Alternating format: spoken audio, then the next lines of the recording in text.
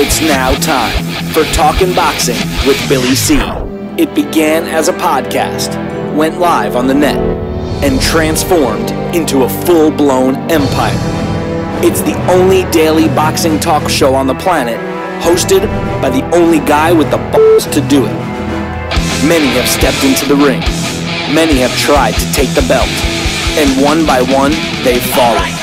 Another victim of the undisputed heavyweight champion of Boxing Talk Radio. Talkin' Boxing with Billy C is on now. My style is impetuous, my defense is impregnable, and I'm just ferocious. I want your heart.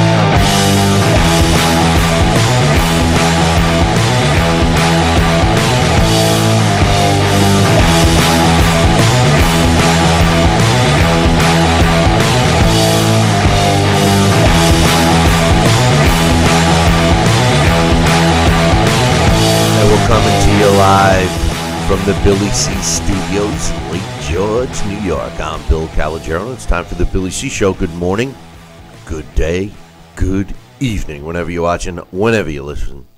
I say listening. I hope you're doing okay today. Today's show is being brought to us in part by Sal's Neighborhood Pizzeria and Italian Restaurant located on St. Simon's Island in Georgia. Check out the website, www.salsneighborhoodpizzeria.com, or give my man a call, 912-268-2328, 912-268-2328. Find out why I go all the way to St. Simon's for an authentic Italian meal. Today's show is also being brought to us in part by Holiday Inn and all their properties. Hey, listen, if you're going to be going somewhere, traveling, you need a place to stay, and if you're like me, you're like, quality places, well, stay at a Holiday Inn property. My favorites are the Holiday Inn Express and the Holiday Inn Resorts.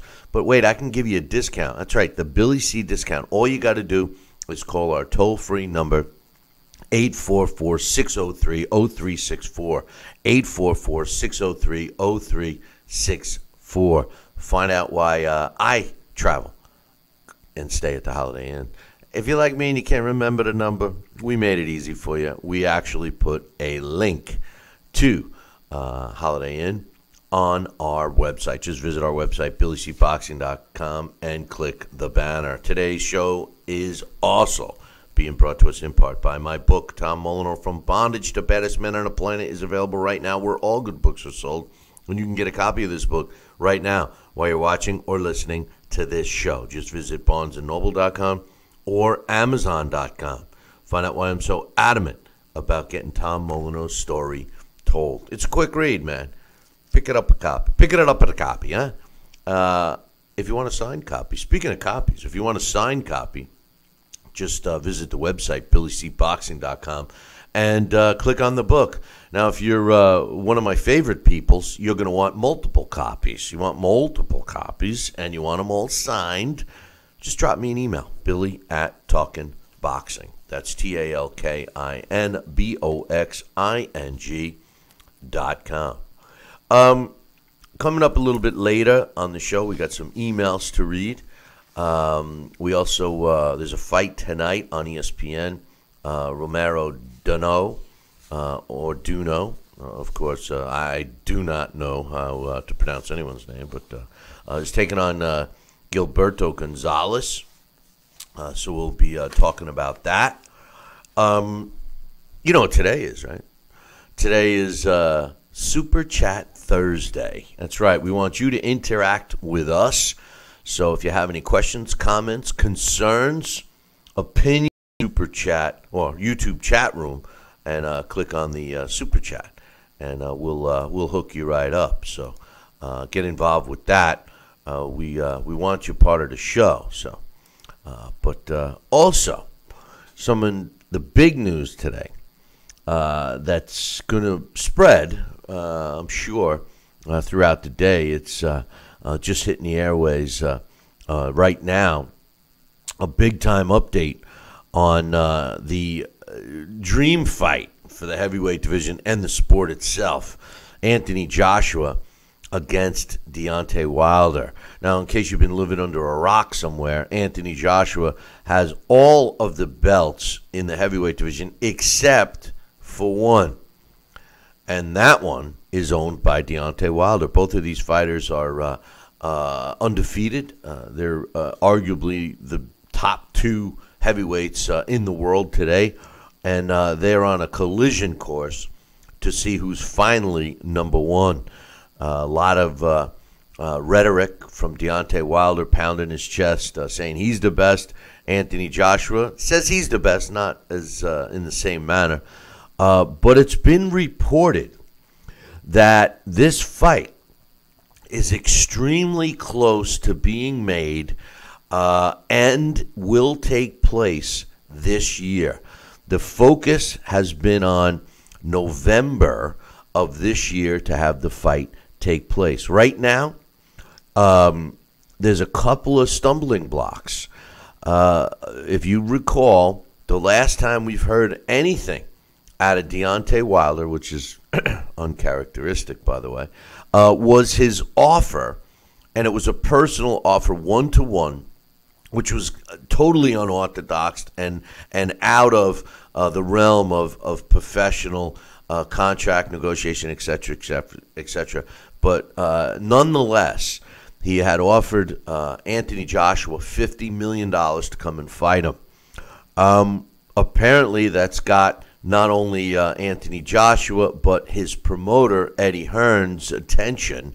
And as far as we know, there's been some serious negotiations being done the way they should be, behind closed doors and not through the media.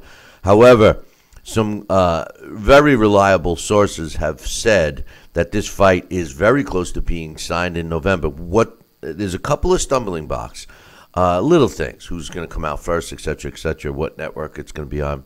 But one of the major stumbling blocks at this stage is where the fight will be. According to inside sources, the offer of $50 million that came from Deontay Wilder and his supposed backers, his team being Al Heyman and Shelley Finkel, was on the contingents that it would be held in the United States. Now, we all know that Anthony Joshua has drawn close to 100,000 people live for his last couple of fights. You know, one was close to 190-something, one was in the 80s. And Deontay Wilder has yet to really be a huge draw. But they said that if the fight takes place, this is Team Wilder, if the fight has to take place in the UK, then there's no guarantee of the money.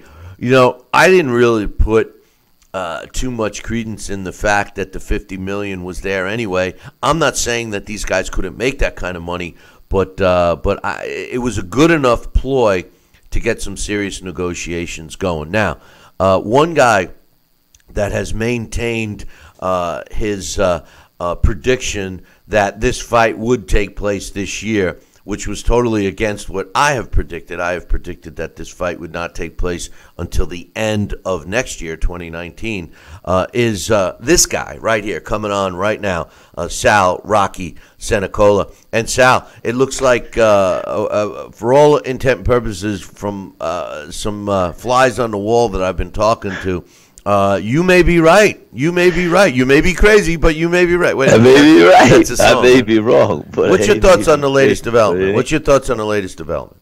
Well, you know, I'm very excited to hear about that. And Bill, you know, one thing I'll say is I never told you so, because, you know, the best thing we could see is this fight come to fruition before the end of this year, and it'd be great for boxing, great for the heavyweight division, and great to see, as Michael Buffer would say, somebody's old has got to go. And everybody wants to see this fight. So I never looked at the situation that was presented where they were going to potentially risk the reward as far as these two combatants meeting while they're undefeated by taking on another opponent. So hopefully everything, as we said, and I have said it all along, was it's going to be done behind closed doors, and one day we're going to hear it. Well, let's hope that these days are getting closer, and what you heard today from your sources very reliable resources are coming to fruition, and we're going to see this fight signed, sealed, delivered. So I'm very excited about it, Bill. Thanks, man. Well, let me ask you this. They're talking about, wanting to have the fight in the U.S., and, I guess they're really pushing for that 50 million reasons. And the two leading locales for the fight, should it take place in the United States, is obviously Las Vegas and the biggest venue there, which is the T-Mobile Arena, and also in Brooklyn at the Barclays Center, two venues that actively pursue the big fights. Do you think that it's a mistake in terms of revenue generation for the fights to take place, the first fight anyway, to take place in the United States versus England? And keep in mind that, a lot of the U.S., the reason why Team Wilder wants to fight in the U.S. is that they feel that they could do better with the pay-per-view revenue, because they would be able to air the fight, during the normal U.S., quote, prime time, unquote, slot, if the fight's live in the U.S. What's your thoughts on the fight potentially taking place in the United States versus the U.K.? I think there's enough time, and if the fight was to be taking place in the United States, I think with Eddie Hearn's input, I think he could still help stimulate the interest across the aisles and across the pond to have a big venue take place where there's going to be a lot of fan interaction and a lot of interest and a lot of tickets sold. So I think I think with this timing right now, and with Eddie Hearn's input, and with just the Deontay Wilder's unfortunate having to self-promote himself, I still think that there's going to be enough interest to have these tickets sold. And I sure could see that being a good, solid point. And Deontay made a good point. I think the pay-per-view domestically would do. I think it would do well over in the UK as well. But I do think that what he's saying is, let's rally it. And you know what? Why not have it here? Anthony Joshua has always wanted to fight in the United States. We'll let his first big fight and exposure to the United States be with the defense of his world title belts, and also Deontay Wilder's title belt online. So I think on the line. So I think it's great. I think it'd be great, and we'll make it a positive, Bill. If it's going to be here, the first fight, let's make it a positive. All systems go, and it'll be promoted. It'll be a success. And if it happens to be across the pond in the UK, then all systems go. In other words, I don't want to look at anything that's not going to happen. We're going to make this fight. Everybody's going to talk about it. Everybody's going to promote it. Everybody's going to make sure that it's going to be a success. And I really feel that in my heart of hearts. It doesn't matter as long as the rematch is in the other country. Of course, from a personal note, I excuse me, I would like the fight to be in the U.S. I would love to see this fight of this kind, this type of magnitude take place in the U.S. However, I disagree with the theory that pay-per-view sales would do better if the fight took place in the U.S. Now, the reason why I say this is because regardless of the distributor, whether it's Showtime, HBO, or whatever, there's going to be overseas opportunities for the pay-per-view. So, in other words, if it was taking place in the U.S., it's not like people in the U.K. or anywhere else in the world can't buy it through another provider, okay? So the pay-per-view sales are kind of, in my opinion, clumped together. Now, whatever the breakdown of the revenue stream is, in other words, if, let's just say, for argument's sake, Showtime is the pay-per-view main carrier here in the States, who picks it up in the UK? Well, they're going to get a piece of the pie as well. So, the actual revenue that goes back to the fighters would be diluted if the original pay-per-view was coming from the U.S. and then had to be redistributed to the UK. And the same thing, it evens out, because the same thing happens if it was the other way around. If the UK was the primary pay-per-view source, and it had to be subbed, so to speak, to a United States-based pay-per-view carrier. So I think that becomes a wash. I think the focal point falls on the live audience gate and how much money can be how much revenue can be made from the live gate.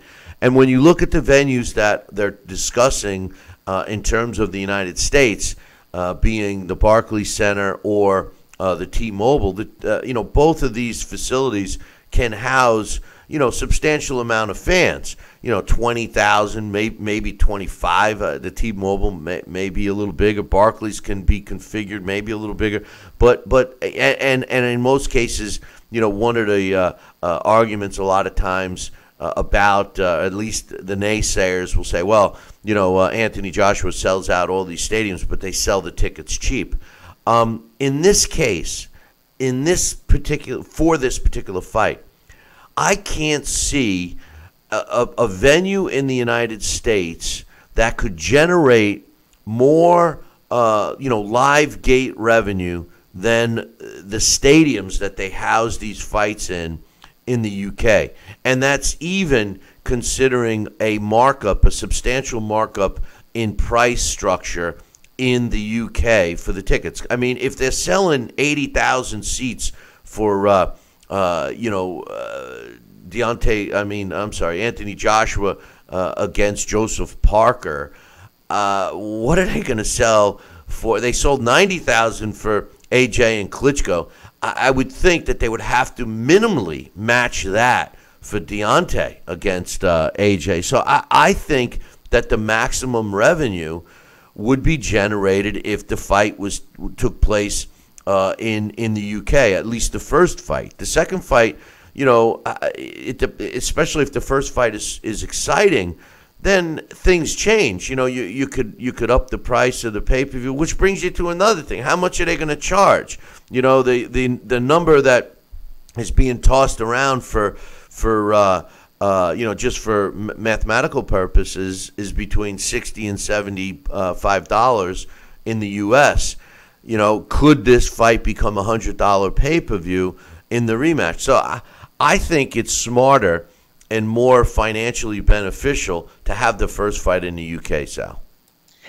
And you make some valid points, Bill. And like I said, I think, can they move it to a stadium? Can it be fought in Yankee Stadium? Can it be fought, I got to check the weather. Let's look at the Farmers' Own. Well, wait, let me stop you. Because you got to remember that these fights of this level, it's not just about putting it in a venue for X amount of people. These venues actually bid on having the fight there. And sometimes that deal might mean, like the Barclays Center or the T-Mobile might say, listen, we'll give you X amount of money to have the fight here. Then they keep the ticket sales. Or they might say, we'll give you X amount of money. We split the ticket sales. We split the concessions or whatever. So right. They're getting money. You know what I'm saying? So, I mean, you got to keep that in mind. Yankee Stadium, although, that's such a traditional place, and, you can house way more people. The same thing with the Dallas Cowboy Stadium.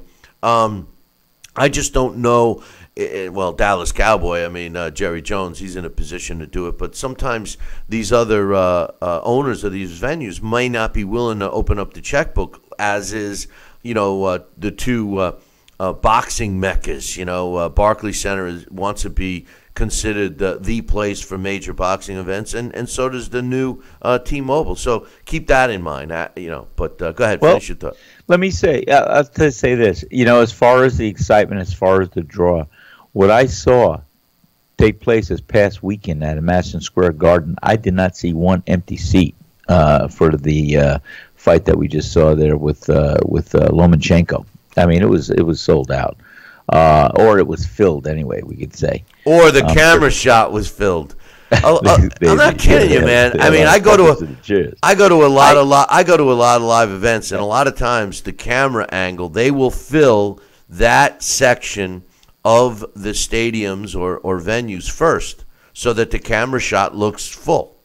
Well, I'll tell you what, this shot that I saw was from the downstage, if you will, looking and panning out across the whole wide-angle stadium of Madison Square Garden, and I did not see one empty seat. In fact, I'd like to find out the totals of how many people attended that live event, and what the capacity of Madison Square Garden truly is. But I will tell you this: I think we have to make it a positive no matter where they select it. And we look at the positive. And here's why. There's going to be a spin. We got to spin to win. Because this fight taking place either in Vegas, which definitely could deserve that fight, and it'll be big.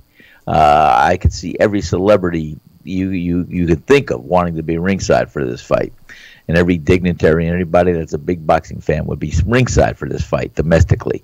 You'll get some that go over to the pond, sure, and be there. But I think domestically, you'll have a slam right in our faces, everybody that's going to be at that fight ringside.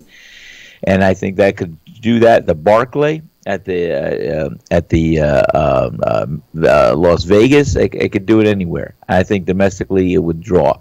And I like I said, I think we got to spin to win. No matter where it's going to be, we got to make it a positive and accentuate what's going to happen. And guess what? I think this could be an $80 to $100 pay-per-view.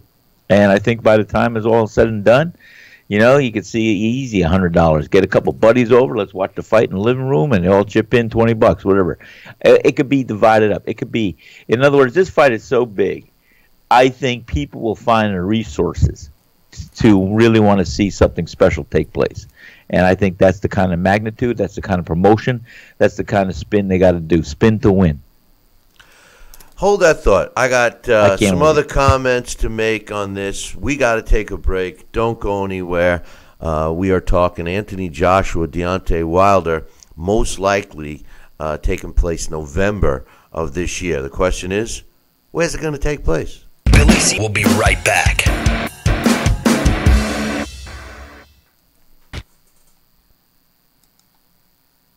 Broken air conditioning, $4,400. Failing refrigerator, $2,500. Don't let outrageous repair and replacement bills like these bust your budget. Get the First American Home Warranty Plan. And when a covered appliance breaks, we'll repair it or replace it for you. We had a high-end dishwasher go kaput.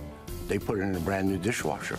We have plans that cover air conditioning, most appliances, plus heating, plumbing, electrical systems, and much more. Plans start as low as $25 a month.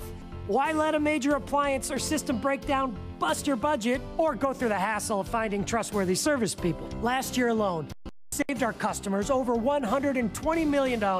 Don't wait until something breaks and you're stuck with a huge bill. You save a lot of money. It's absolutely worth it. If you don't have First American Warranty, get it. Call 1-800-946-6234 for your free no-obligation quote. Need relief from backaches and stiffness in your hips or down your legs? Then you need Dr. Ho's Back Relief Belt. The innovative technology works to support and decompress your spine. And now it's covered by Medicare. Every patient with back pain should be wearing this belt. Nothing gave me instant relief except for the Dr. Ho belt. Feel good while standing, walking, driving, doing housework, and while laying down. And now Dr. Ho's patented belt is available at our best price ever. It's even covered by Medicare. Order now and get the easy-to-use hand pump and back rehabilitation DVD free. You know, similar belts can cost you almost $1,000, but my belts won't cost you $500, not $300, not even $200. I will give you my special TV price. And remember, Dr. Ho's belt is covered by Medicare. If you know a friend or family member that suffers with pain, get them my system today. Help them live with less pain, be more active, and get back to doing the things they love. Give them the gift of health. Listen to this important message. If you owe money to the IRS, you will want to hear this. Penalties and interest compound daily on your back taxes, putting you under a mountain of debt. Tax 10,000 has years of experience connecting people with tax resolution specialists. Working through the IRS Fresh Start program, they will handle all the necessary forms, and if you qualify, you may end up saving thousands of dollars. Call Tax 10,000 at 800-773-4604. Are you currently on Medicare? In other words, do you carry the red, white, and blue Medicare card? If so, are you suffering from chronic back pain? If you answered yes, you may be eligible for a pain-relieving back brace covered by Medicare at little to no cost, shipped directly to your home for free. These medical-grade back braces are ideal for lower back pain, arthritis, spinal disorders, and other chronic back problems. Will you qualify for a medical-grade back brace? Call Back Brace America at 1-800-290-8300.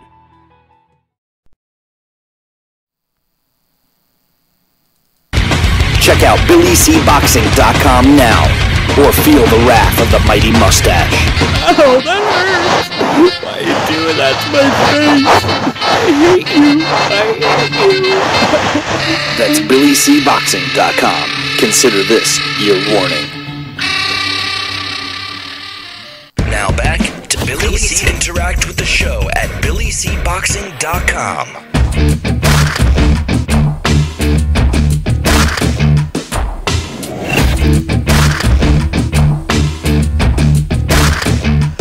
And we're back. You're watching and listening to the Billy C. Show. Glad you could be with us. And just before we went to break, we were talking about the potential Anthony Joshua Deontay Wilder fight that they're talking about now. Very good chance that it's going to be happening in November.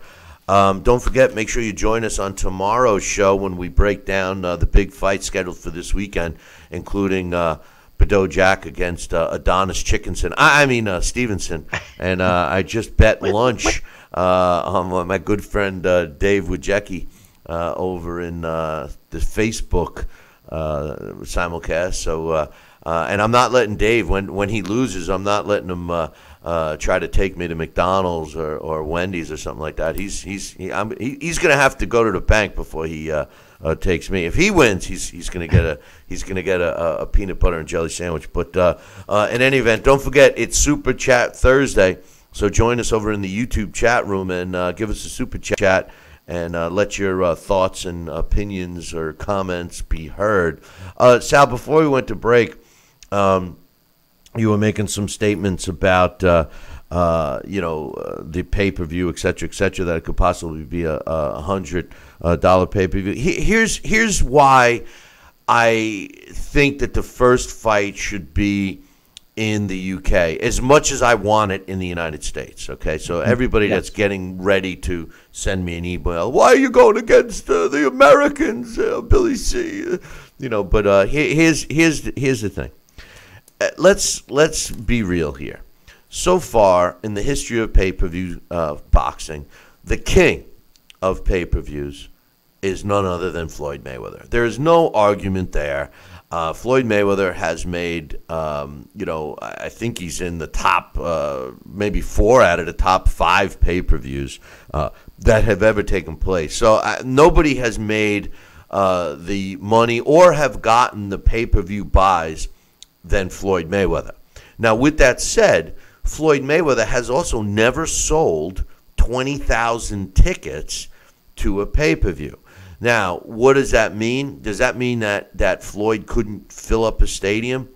What that means is the fact that Floyd has always fought in Nevada and Las Vegas is that the United States boxing fan, the guy that's shelling out or the girl that's shelling out the money, would prefer to sit home and watch it on their couch rather than go to a stadium or a venue, for that matter, to watch it live. That's where there's a huge difference between the United States fans and the European fans. The European fans make it a point to be there live. That's why they can fill a stadium with 90,000 people in it and still get the buys.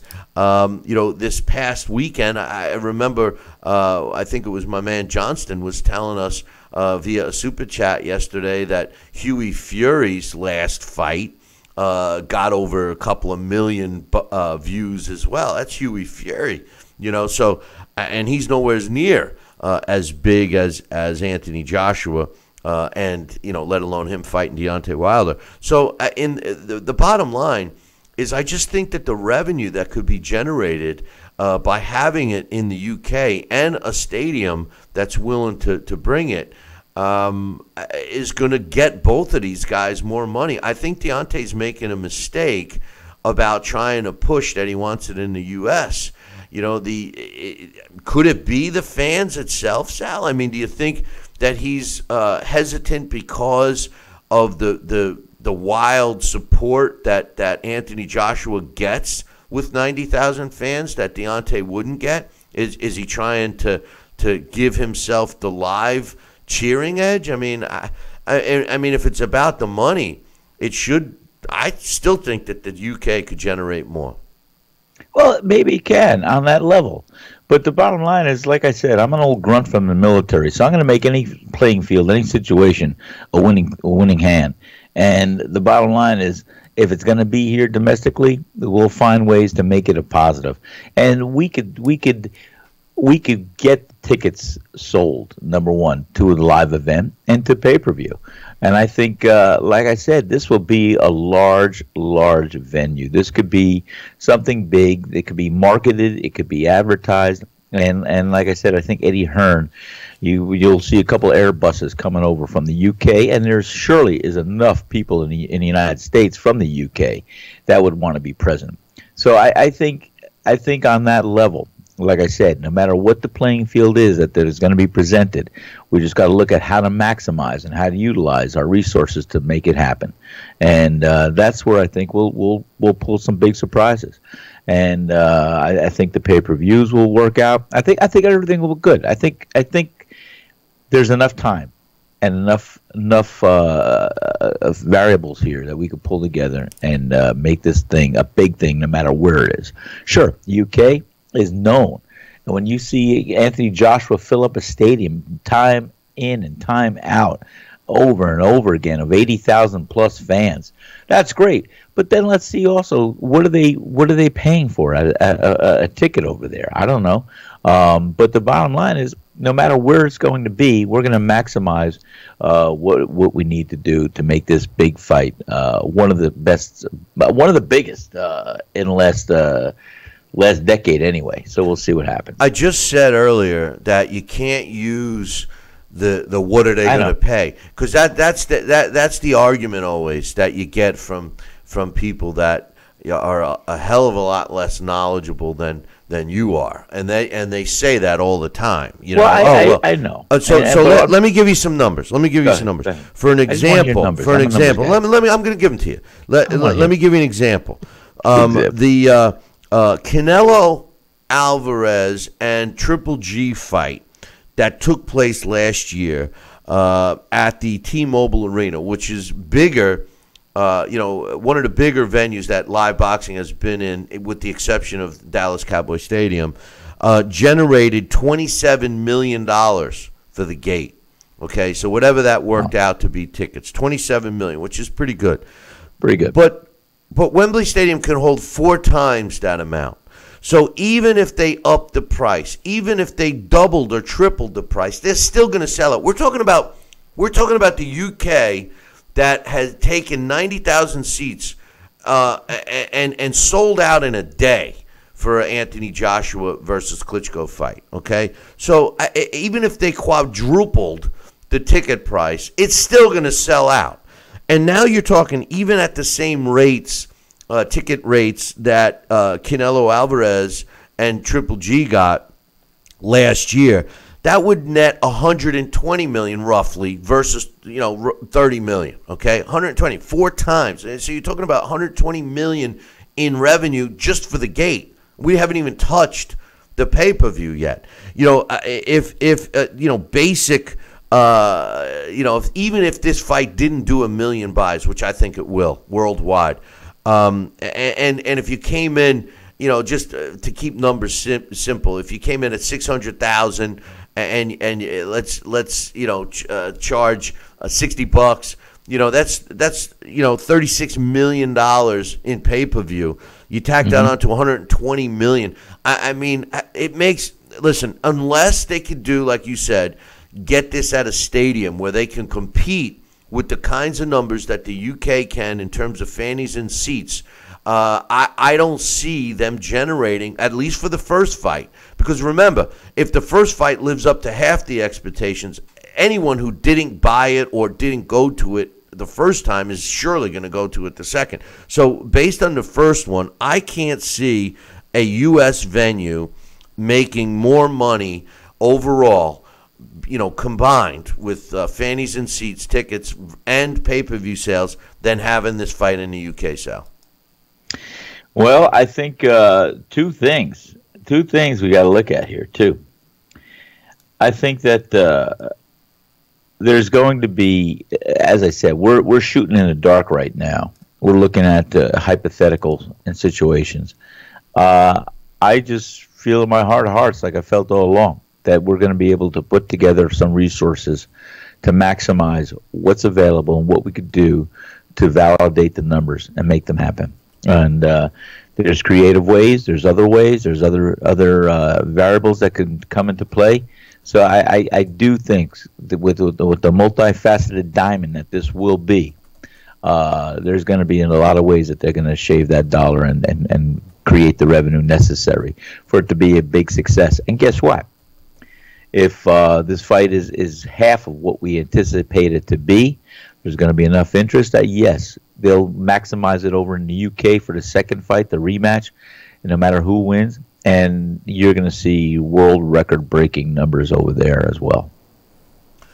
I just, as these negotiations continue, and then when you look at the, who has the upper hand, I don't think it's much. I don't think there's any competition to suggest that Deontay Wilder should be, for no better term, the A side in this fight. I mean, clearly he's not the A side.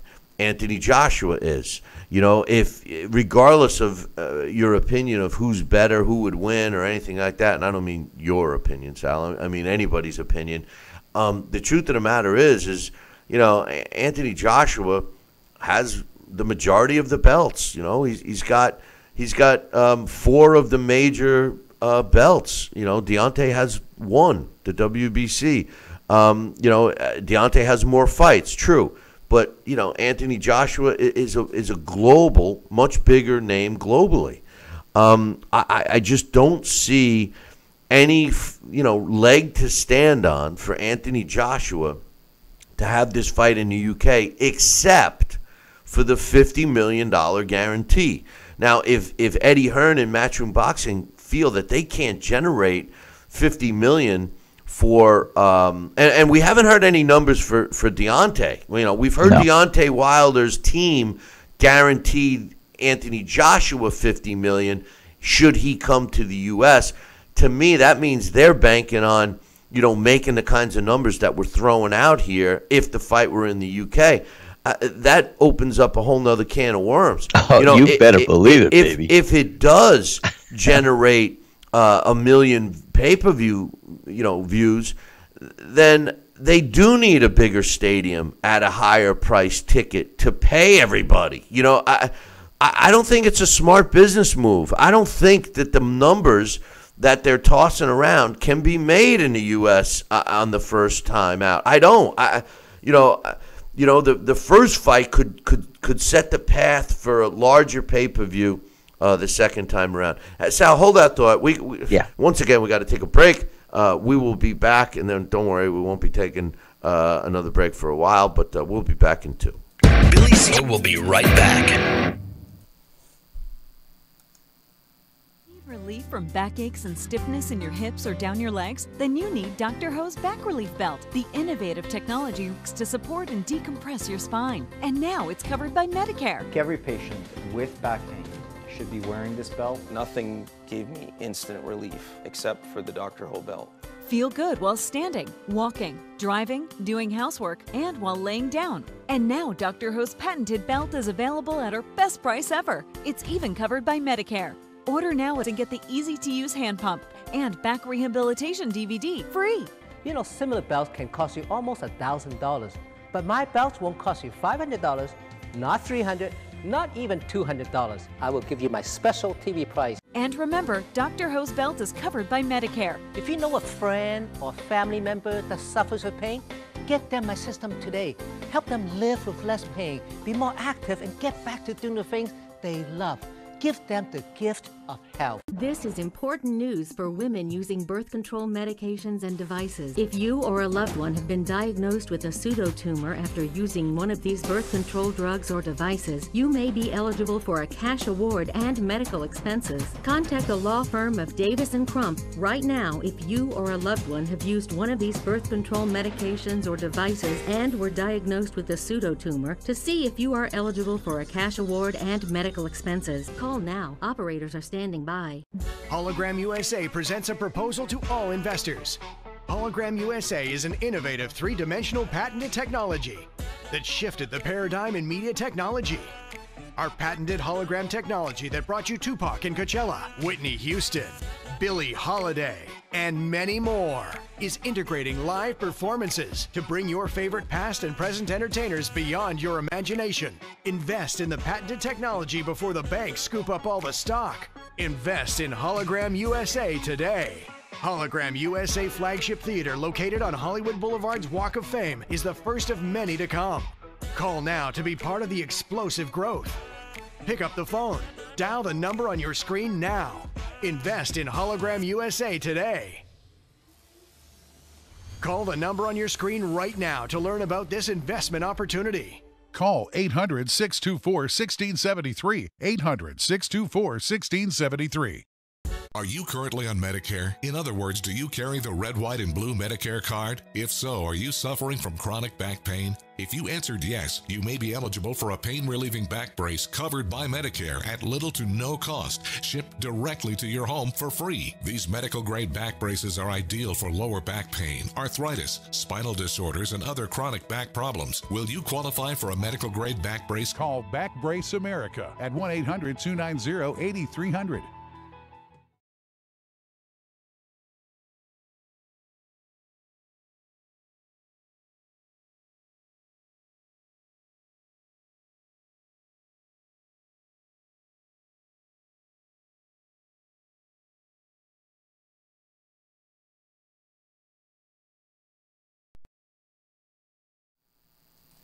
Now back to Talkin' Boxing with Billy C., the only radio host man enough to take a punch from Mike Tyson. Wait a minute, man. Hold on there. Jeremy, man, I need you to take this one, all right? Wait, what? No way. I can't do this. Need I remind you I'm Billy C., damn it? Now put on that mustache and get in there. Hey, look at me. I'm Billy C.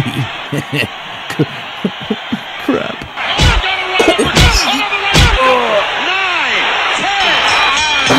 The undisputed heavyweight champion of Boxing Talk Radio. It's Talkin' Boxing with Billy C. Now back to Billy C. Interact with the show at BillyCBoxing.com.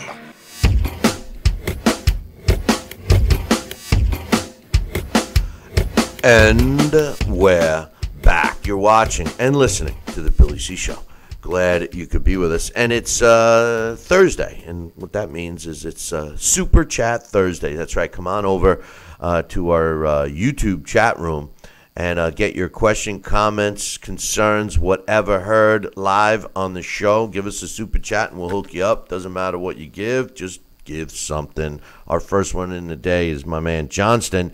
His Super Chat, he says, hey, we're talking about the possibility of Deontay Wilder fighting Anthony Joshua. The big question now is where it's going to be. And Johnston says in his Super Chat, 38,000 fans are attending the Warrington-Selby fight, which is scheduled for this weekend. One of the fights will be breaking down tomorrow. And 38,000 fans for Warrington-Selby. They don't even have major television. And no disrespect to Warrington or Selby, but they don't even have major television. They're streaming on YouTube for the fight, and yet 38,000 people. I don't care if they're paying $5 to get in. That's still 38,000 people leaving the comforts of their own home and their bottles of scotch. Oh, wait a minute, that's my comforts. But to go watch a live fight. So Sal, this is my whole point.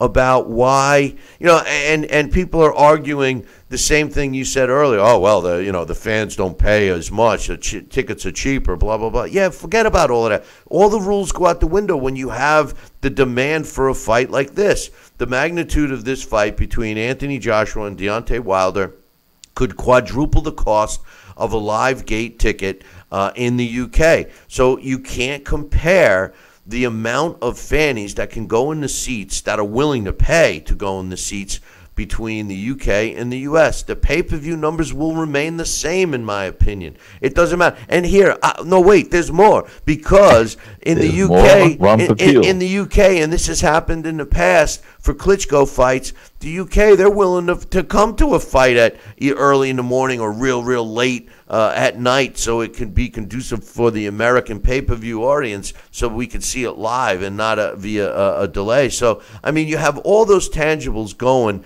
and a willingness by the UK fan base, whereas the United States fan base, they're very reluctant to go see a big event live. I'm talking about a big event, like something like this. They would watch it at home.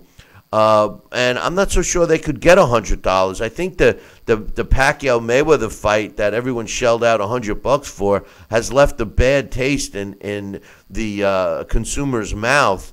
Even for a fight of this magnitude, I think that the powers that be have to be very careful about what they choose to charge for this fight, Sal. I think they would be better off charging a reasonable rate for the first fight and then look to clean up in the second one.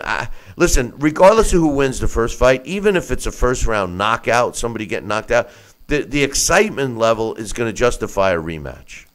Oh, yeah. And like I said, they have plenty of time to find out ways to promote this. And with Eddie Hearn's input in here, they could have this fight in Alaska, and I think that it's going to do well. And, look at the casinos. They're going to buy half the damn tickets, and they're going to hand them out to their high rollers and everything else. So that's not even a question. They're going to generate it. I know they'll generate the money. They'll find out. And you just hit on a good point. Well, follow this.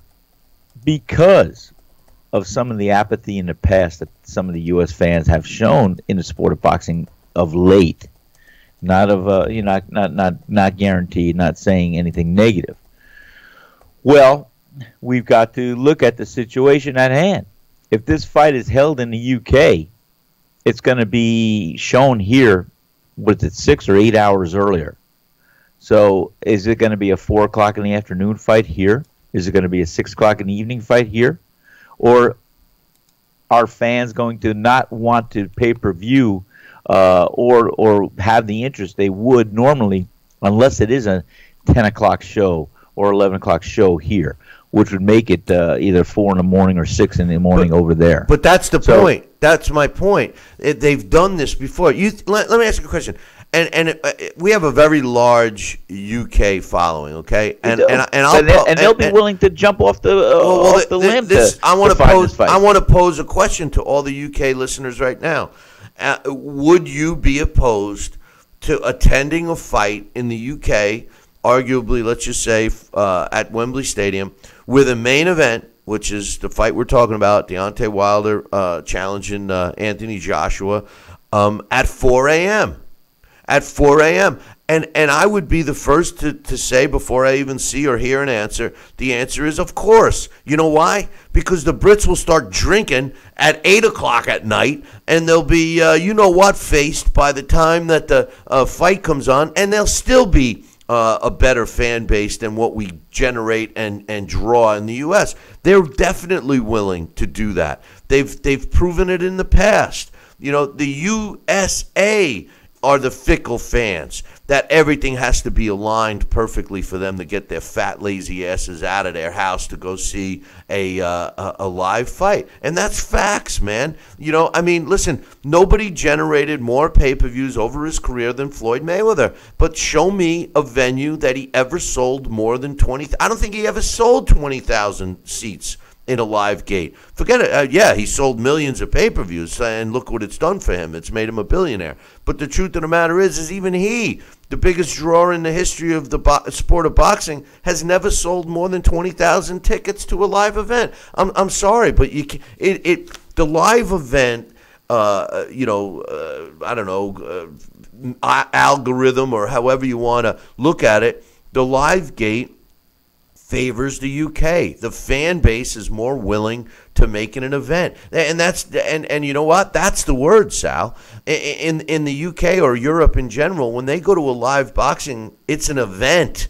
It's a lot different than the way it's presented here in the States. Even in Canada, when I go to see fights in Montreal, I mean, in between rounds, they got go-go girls dancing and stuff. I love it. I can't even pay attention to the fights. But, the truth of the matter is that for a lot, we're talking live gate now, for a live audience and the excitement and energy that's generated, there's nothing like watching a fight in front of 90,000 jacked up fans. I'm sorry, Sal, of all people, you should know that you feed off of the crowd. You fought in front of crowds, hometown crowds. You find more pressure on yourself, right, to perform. Oh yeah, you do, but it's an electrifying pressure. It's the one you want to perform, produce, and maximize. And I always use it for positive. Like I said, I was always one to take anything that might be looked at as a negative to make it into a positive. That's all. And the bottom line is, even with the whole situation right now. Yeah, you're something. Hey, Sal, something's going on with your sound, man. You're coming over all crazy and stuff. But now? It's a little better. Yeah, you something. You must have hit something. But go ahead, finish what you said. Something. I'm looking to hit an opponent. In the realities of this, no matter what the level of alcohol participation or not in the UK, it doesn't matter. I know their fans are very, very. I guess we just lost you, huh? Or sporting event that should take place. So with that being said, I think it's more likely that their fans would turn out or would look at a pay-per-view or would see a fight 4 in the morning or 5 in the morning. It may do that. Here, this fight, if it's held here, is going to have to be taking place between 7 p.m. and 11 p.m. our time on the East Coast. That's what I'm just using it as a reference. And that's going to maximize the effectiveness. So even if it's at 11 a.m., it's going to be 11 p.m., it's going to be 8 p.m. or so in the Midwest or Vegas or whatever the heck. So, like I said, I think it comes in line, taken for granted maybe, but that the fans in the UK, no matter what time, they will turn out for the fight. And here in the United States, they may not. So to have this fight take place at between 7 p.m. and 11 p.m. Our time in the United States is more likely to maximize the live gate here than it would to 4 a.m. On pay-per-view here. So I think they're considering all these things, Bill, and I'm not saying I know exactly what's going to take place, but I do know what you're talking about because the level of participation, and as you said, it is an event in the UK when they have a sporting event, and that's just what they treat it like and they respect it as.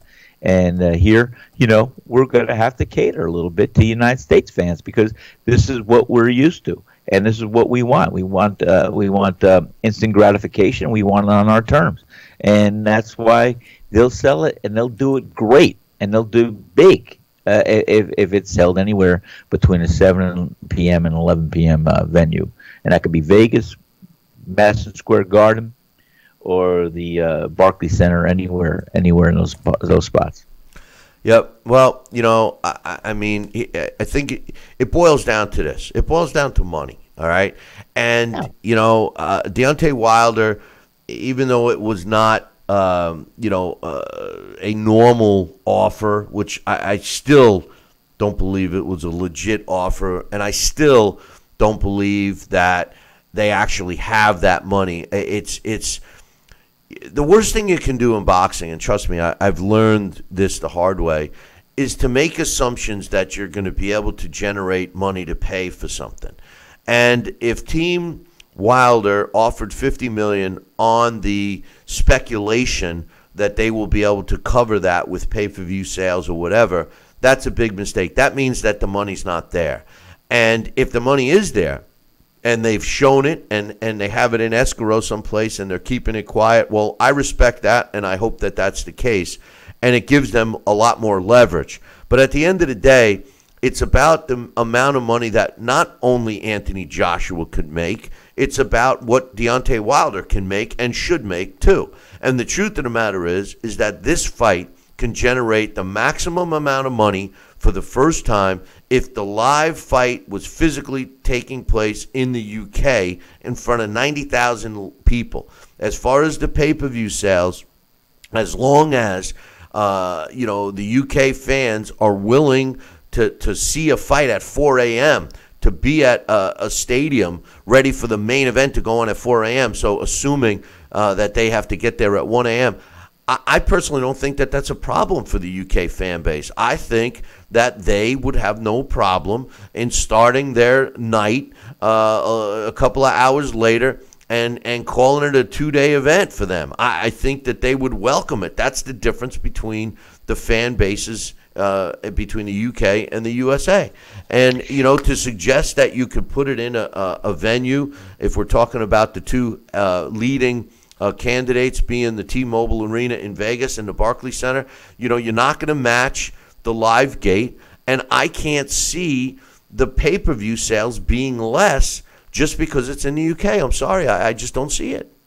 No, if it's in the UK, I don't see it being a 4 a.m. fight. I see it being an 11 p.m. fight there and a 4 p.m., 5 p.m. No, they can't. They won't do that. You see, now here's the thing.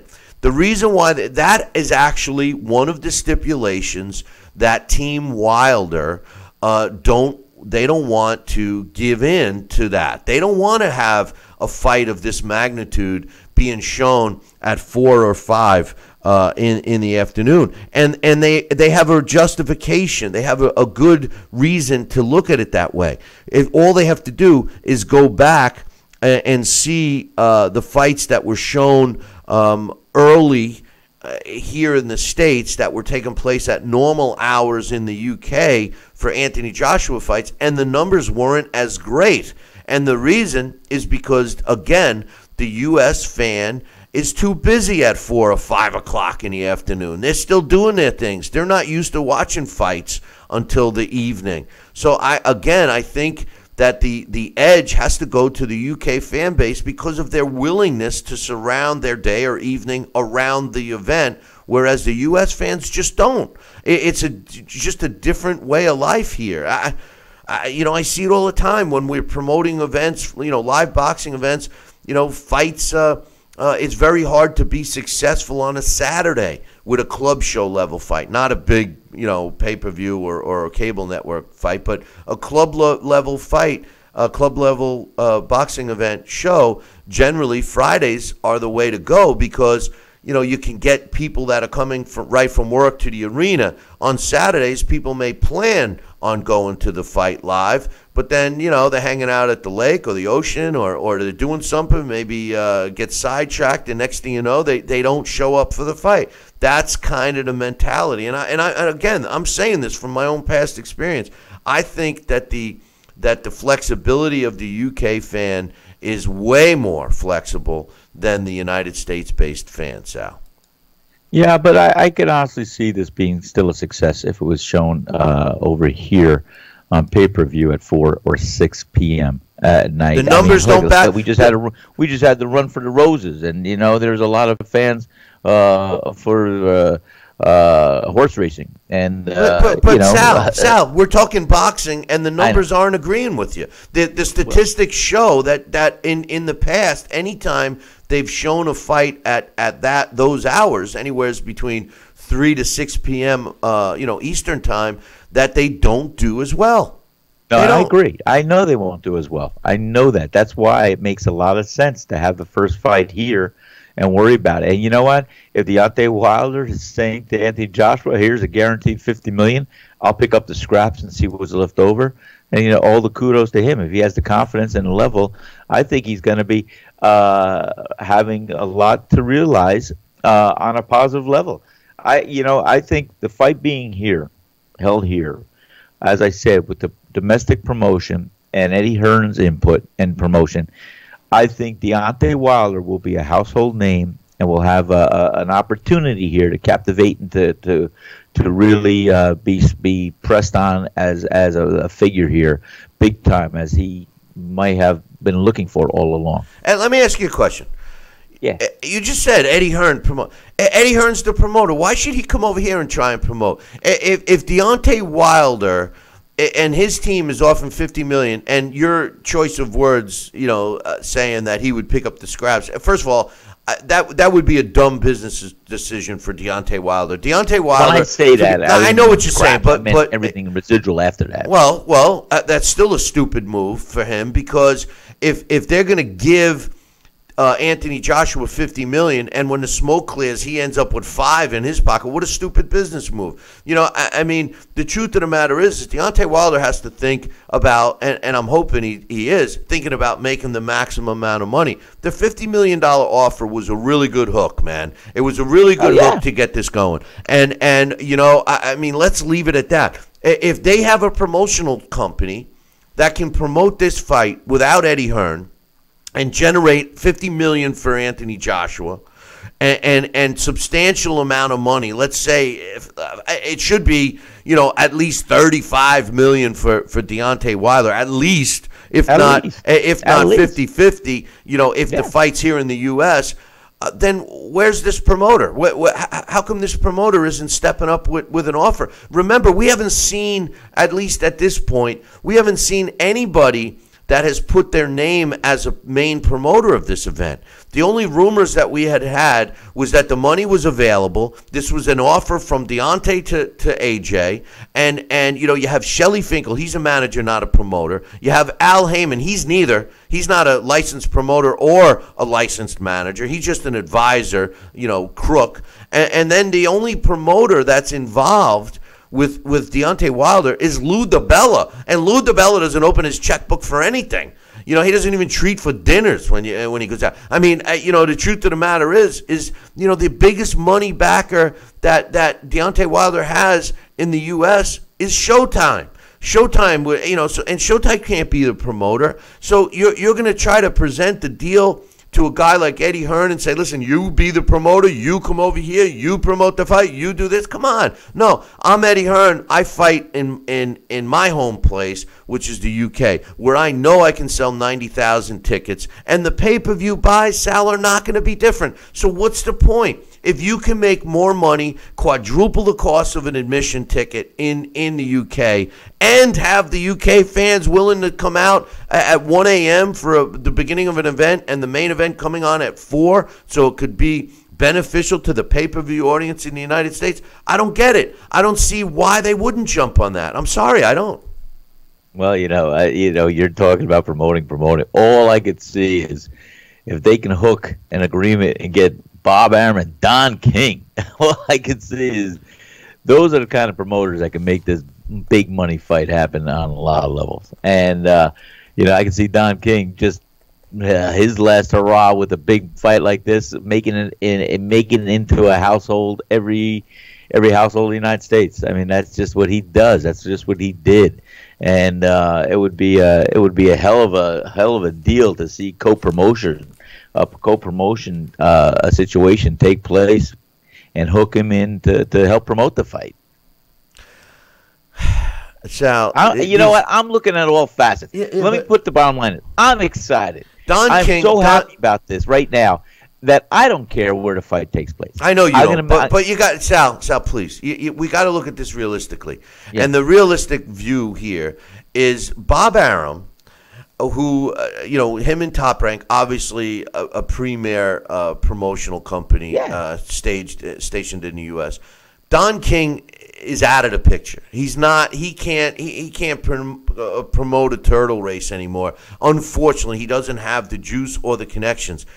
He doesn't. It pains me to say it because I'm one of his few fans. I love Don King, but he's several years ago, probably 5 or 6 now, he won a couple of purse bids and then he had to back out of them because he didn't have the money to pay for the purse bids. So no, he's not. But the truth is this. promotional companies don't just promote unless they have a financial interest in it, and the financial interest is the fighters. And Bob Arum and Don King are not needed for this. Deontay Wilder and Anthony Joshua, the desire for this fight is what's going to be the carrying point. Then you need a top-notch promoter, and the only guy that comes to mind for this particular fight that has a vested interest in this particular fight is Eddie Hearn.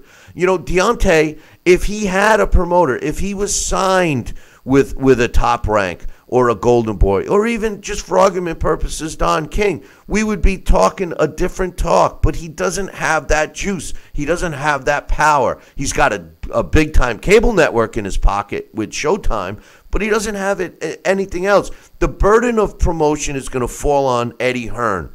And Eddie Hearn is going to shoot for having this fight in the UK. If the stipulation of having this fight, like the rumor is, by November of this year, the fight has to take place in the UK.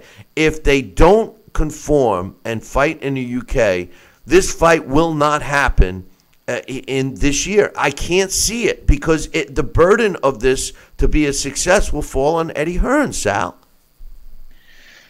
Well, I think that's part of what I was suggesting earlier. I mean, I think Eddie Hearn, being one to promote, he knows how to create the excitement for Anthony Joshua, and I think it'll carry over for Deontay Wilder domestically. I just think that it's just a natural, and maybe I'm being a little bit grandiose in that sense, but I like I said, I think once presented with a field of play, it will maximize itself by having the input and having the people pick up the pieces to make it run with the ball. I just feel that way. So maybe I'm just shooting in the dark, but I think it's going to be a great promotion. I think it's going to be a great fight, and we'll see it happen, and we'll have to have it maximized on whatever level, whether it's here or whether it's there. We'll see people picking up the pieces to make it happen, to make a big success. I just, in my opinion, I just listen. The point is that I feel that the pay-per-views worldwide, okay, regardless of the pricing, regardless of whatever, worldwide would not be different if the fight was held in the UK or the USA. The pay-per-view buys are going to be constant, whatever that number is. I mean, they're all projected or whatever. However, the fannies in the seats number, hands down, is going to be higher in the UK. And I can't see the justification of having this fight in the US, especially since Anthony Joshua, whether the US fans want to believe it or not, is the A side. AJ is the A side of this fight. Okay? Now, Deontay can change it all with one punch, but going into the fight, AJ is the A side. I mean, there's no whoever thinks differently doesn't know this sport and is putting way too much credit to Deontay Wilder for really one major name on his resume in 40 fights.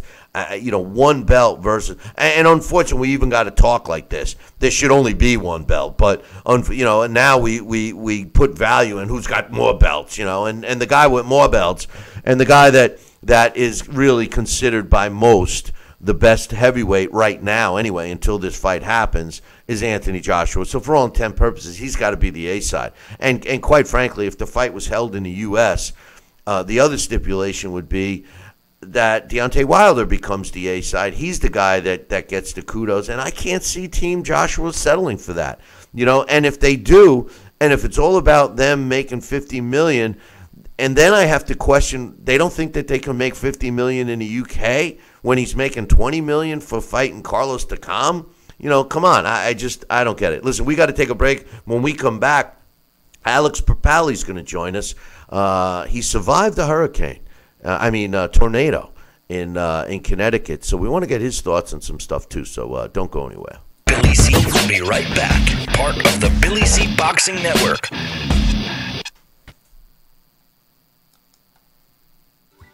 Snacking has never been this exciting.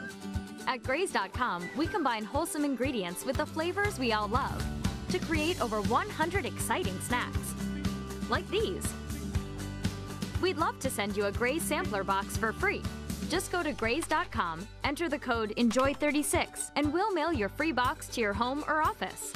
Join thousands of Grazers already in love with our exciting snacks. So come to Graze.com for your first box free.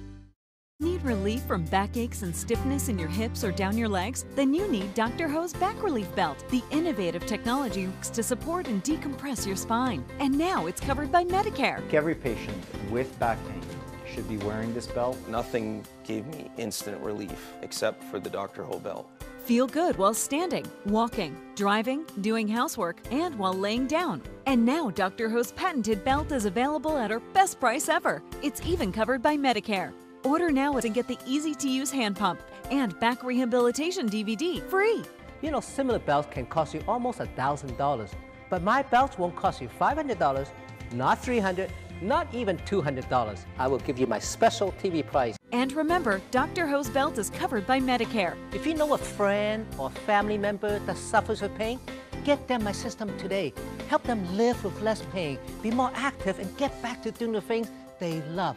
Give them the gift of health. Listen to this important message. If you owe money to the IRS, you will want to hear this. Penalties and interest compound daily on your back taxes, putting you under a mountain of debt. Tax 10,000 has years of experience connecting people with tax resolution specialists. Working through the IRS Fresh Start program, they will handle all the necessary forms, and if you qualify, you may end up saving thousands of dollars. Call Tax 10,000 at 800-773-4604. Endless pools are an incredible alternative to traditional pools, making it easy and inexpensive to swim at home. Exercise year-round against a smooth current set to your desired pace and temperature. With our new underwater treadmill, you can walk or run without stressing your joints. Endless pools are simple to install and even simpler to maintain. The water stays crystal clear with almost no chlorine. Call for your free idea kit and experience the freedom of swimming at home.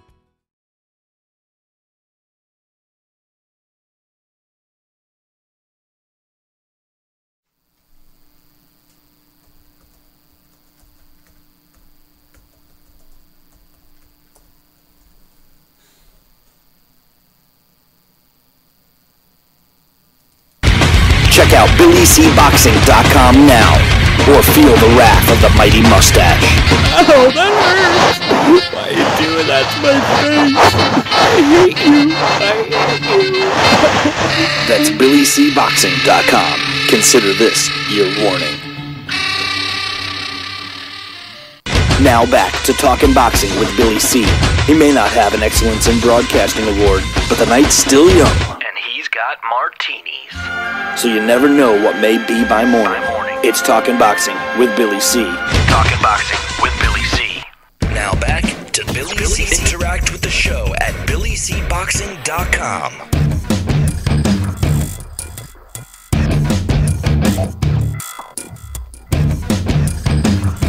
And we're back. You're watching and listening to the Billy C. Show. Glad you could be with us. Don't forget it's Super Chat Thursday. And if we don't get any more Super Chats, we're going to be turning off all the lights here. I'm telling you that right now. But anyway, heavy discussion about the latest news about Anthony Joshua taking on Deontay Wilder. Most likely now it's being talked about as happening in November of this year. The location seems to be the last stumbling block. We've been in some deep conversation about that. And joining Sal and I right now, fresh from the eye of the storm, no pun intended, is my man Alex Papali. First and foremost and most important, glad to see you're safe and that your building is still standing because you're in the studio now. So what happened? Tell us what happened, first of all. Yeah, it was pretty crazy. I just had walked in from just getting the mail, and we had all day. Well, for a couple of hours, we had like the conditions were ripe for a tornado. With very humid and just ominous, threatening clouds. But when it came on, I just come into the house, and I was sort of standing behind where I'm sitting here, and I was sending an angry email to someone, and all of a sudden it was like this pressure wave hit the building, and I couldn't believe it. I looked out the back window, and all the trees were bent like this, and they were just bending back and forth. I could hear things striking the building, and it did. It sounded a little like a locomotive, and I know that is what tornadoes sound like. So I just bolted to the basement, and that was the other crazy thing, was the power like went off, went on, went off, went on. It must have done it 4 times. And every time, and it's kind of spooky because every time my power goes back on, my alarm blares. So my cat was like, one of my cats was standing on the kitchen table. His eyes were like this, like, what's happening?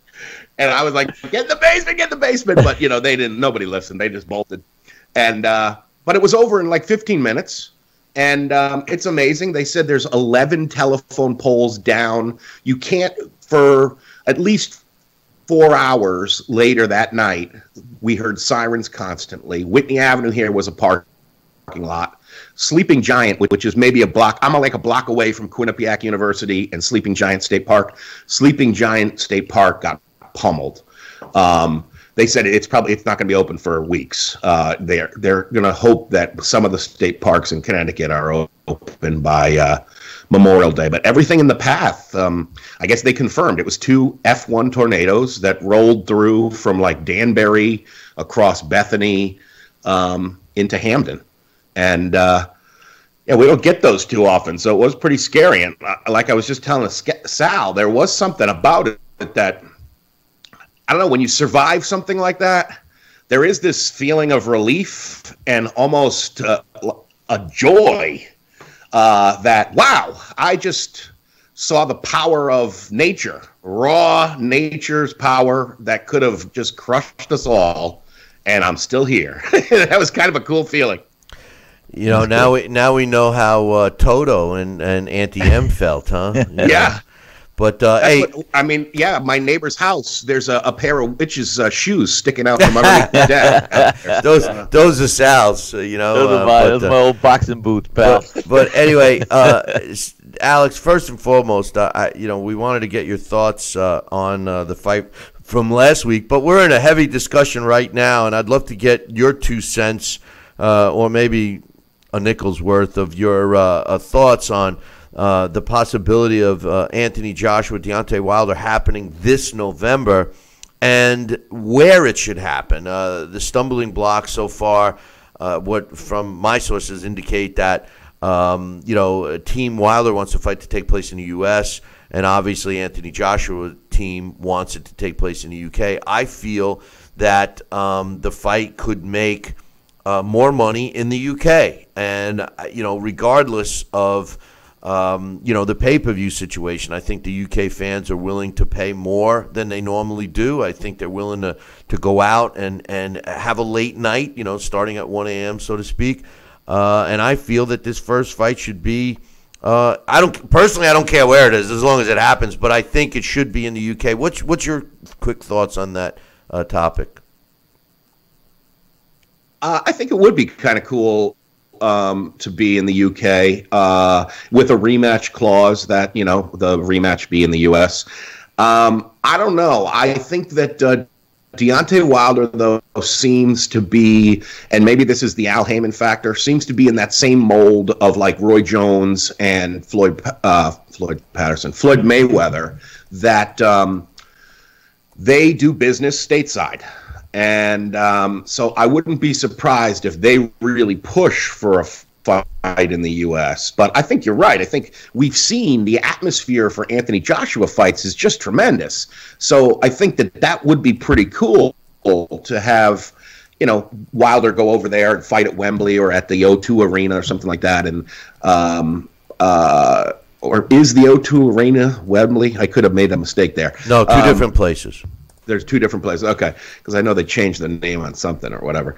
But anyway, so I think it would be cool to see it in the UK. But I have a feeling that Wilder is the kind of athlete that, he thinks he's the A side, so they're going to, it'll be a pissing contest, and they're going to try to exercise some control to have it in the U.S. But as a fight fan, yeah, I think you're right. I think we know that the UK fight fans are absolutely dedicated. It would be weird if it is held over there, because you're right. In order for it to be like a prime time U.S. pay-per-view, they'd have to have it at like 3 a.m. So that would be strange. But I think they've done that before. Many with times. Lennox Lewis fights. Yeah. So I don't know. I'm just be thrilled to see it. I think it would. It's a fight that boxing needs. As much as you're right, I do think that Anthony Joshua is the A side. In terms of what's going to happen in the fight, I don't see there being an A side anymore, because I think that the Vladimir Klitschko win has paled a bit in the rearview mirror here, because Joshua has looked less invincible in his last 2 bouts, while Wilder, to me, looked better against Ortiz. He showed some things that we didn't know about him. Yep. So I think, in a way, the bloom is on the fight, and in a sense, it's on both of them. So I don't know. It's going to be interesting. I would like to see it in the UK, though, because I think that atmosphere of having 70, 80,000 people at a fight is just tremendous. You're not going to get that here. Nobody does that. No. And when you're looking at a guy, our top pay-per-view guy in Floyd Mayweather, he's never even come close. But you're right. Yeah, and where would you have it? I mean, this is a fight that's so big. It would even be big if you had it in, like, I don't know, say Shelby, Montana. Yeah. But the truth of the matter is that you're right. I agree with what you just said about the last 2 performances from Anthony Joshua has made him look ordinary at best.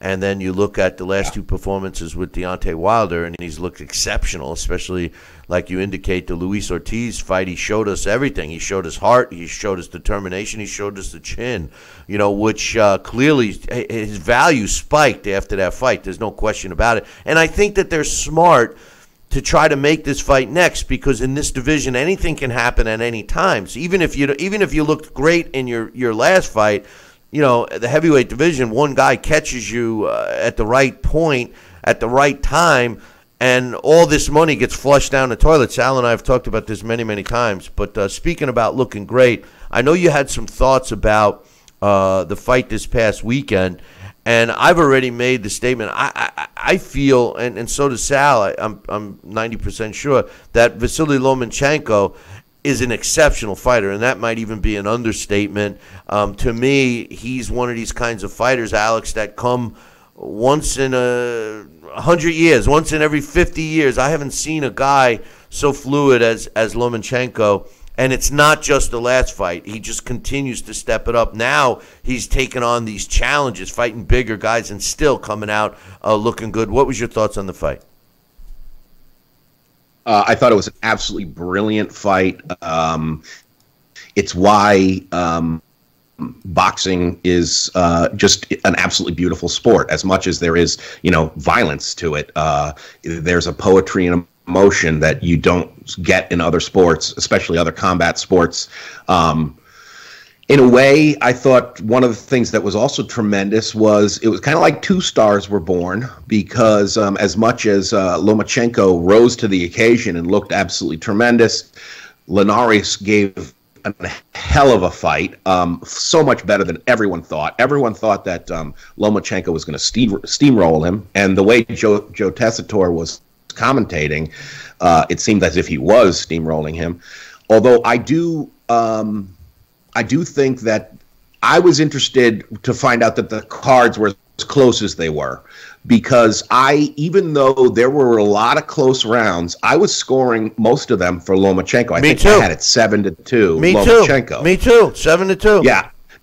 Now, the only thing I would say about this, and we've had this discussion before, and it goes back to a column I remember from the 90s from one of the guys I always talk about is Mike Katz, is I think he was talking about Vernon Forrest versus Ricardo Mayorga rematch. That was a fight that was very close. The thing you don't see on TV, even with our amazing high-def cameras and great TVs today, you don't really see power. And I think that was probably the big difference. If you're sitting there ringside, even if you're... Yeah, the bigger guy, that might not look as impressive as it does on TV.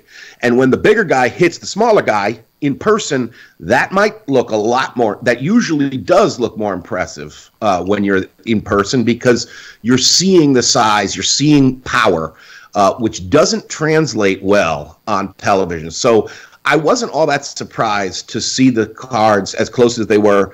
After my initial reaction was, wow. But I think every round was close. But I think that, for me at least, watching at home, it did look like Lomachenko would edge him almost every round. It was just a beautiful fight to see how close. First of all, you had two guys that wanted to fight. They stood right in the center of the ring and fought the entire night. Lomachenko the way he masters distance is absolutely beautiful. I tell you, Bill, I wouldn't be surprised if we see a resurgence or a new surge in the popularity of Ukrainian folk dance, because the guy's balance is amazing, and it seems like that could be his secret. What Tim Bradley was talking about, how he's never straight down the lane, was so true. If you watch him, his head is always just, and it doesn't have to be a lot. All you have to do is miss a punch by a little bit. You don't have to get way out of the way. Just miss it a little, because then you stay in punching room. That last combination that he landed was gorgeous. If I watched it again last night, and if you watch, and it reminded me of something of like an Eric Morales. Morales was the kind of guy, if you hit him hard, he wanted to hit you back right away. Well, if you watch that final knockout, Linares hit Lomachenko with 3 body shots. One kind of bounced off his elbow. Lomachenko then lit it up with 9 head punches. One kind of grazed, and then boom, that little body shot. So it was almost like, here, think about this, to your head, and now, here, got you in the body. It was amazing. Nah, it was. And you know, the one time that he did come straight on, he paid for it, because that was a 6th round drop that he had. And when I looked at the scorecards, Alex, I said to myself, thank God that Lomachenko ended it the way he did, because this fight was going to end up as a draw. I don't care what happened in the last rounds. The way the scores were going, and that whole direction, it seemed that this fight was going to be announced as a draw, and we would have been complaining about it. And that's why, guys like Sam Langford said he brings his own judges with him, his left and his right, and I think Lomachenko does the same. But I appreciate your thoughts on that. We got a couple of emails to read. So, Alex, I'm glad to hear that you are safe and sound, and we'll look forward to Wednesday when we could do our blast from the past on a very interesting cat in James. Definitely. Scott. I forgot about James Scott. James Scott, I think he just passed away recently. That's why. That's why I think picked it's him. this week. No, it was actually 2 weeks ago. But I wanted to do it. I wanted to do it Wednesday, and we'll do it next week. So glad to see you're cool, man, and we'll catch you next time, brother.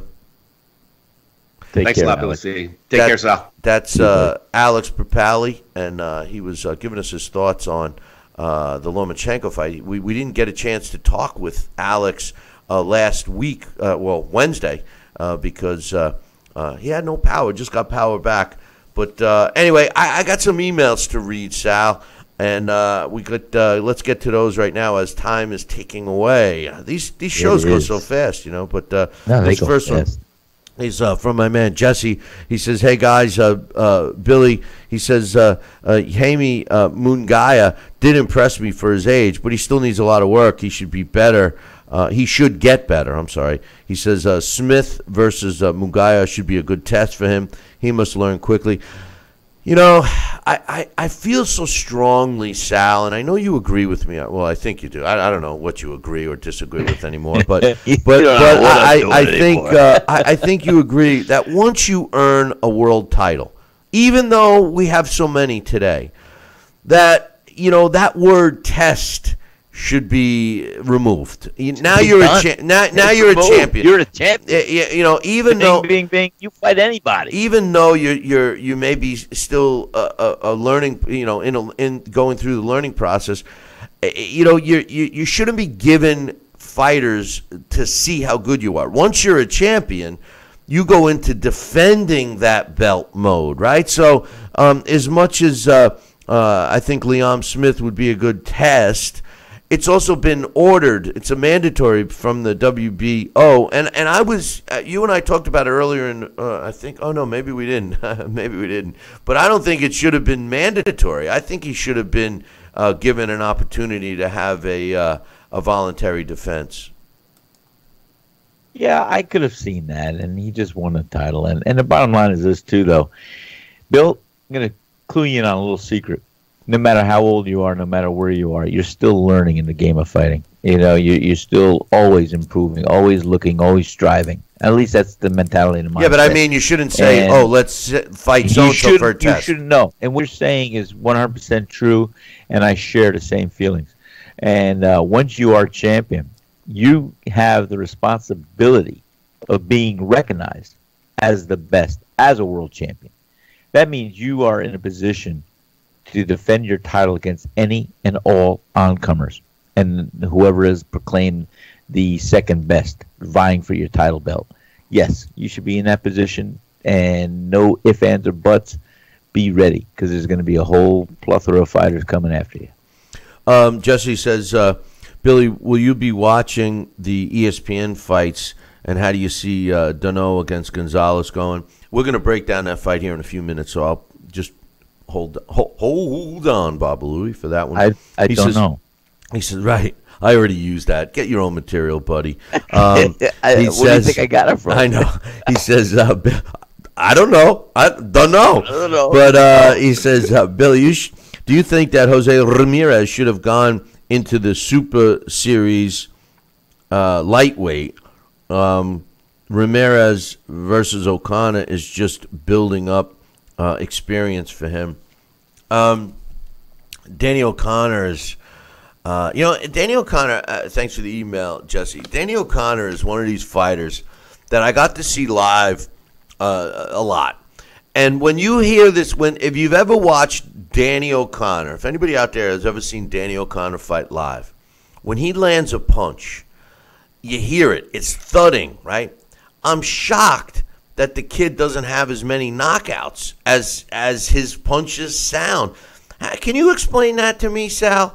Of a fighter that I haven't seen him. Well, no. Well, I'm just asking you. If have you ever seen a fighter? Forget if you don't know him, fine. But if a puncher that you hear a thud. I'm not talking about slap. I'm talking about a thud. When he landed a punch, I mean, it was just like you kind of went, oh man, but yet the opponent, regardless who it is, doesn't go anywhere. Is there a reason for that? I'll tell you what, he could be executing a punch the best of his capabilities, but if he doesn't have, not that it's a slap, but if he doesn't have the oomph, the trunk, the momentum, the twist in there, he could be just not a big puncher. He could be landing it effectively. He could be landing it properly, and it could be executed correctly. But with the turn of the knuckles at the very end to make that impact. The bottom line is this.